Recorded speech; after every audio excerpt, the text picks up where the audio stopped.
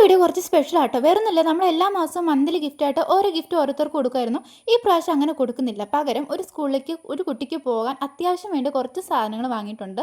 ഒരാൾക്കും ഉള്ളൂ കേട്ടോ. കാരണം ഇത് യൂട്യൂബിൽ നിന്ന് കിട്ടിയ പൈസയോ അല്ലെങ്കിൽ കൊളാബ് ചെയ്ത പൈസയൊന്നുമില്ല, എൻ്റെ സ്വന്തം ക്യാഷ് കൊണ്ട് വാങ്ങിയതാണ്. അതുകൊണ്ട് ഇപ്പോൾ ഒരാൾക്ക് കൊടുക്കാനുള്ള കപ്പാസിറ്റി ഉള്ളൂ. അടുത്ത വർഷം നമുക്ക് യൂട്യൂബിൽ നിന്ന് പൈസ കിട്ടുമ്പോൾ കുറേ പേർക്ക് കൊടുക്കാം. അപ്പോൾ അതവിടെ നിൽക്കട്ടെ.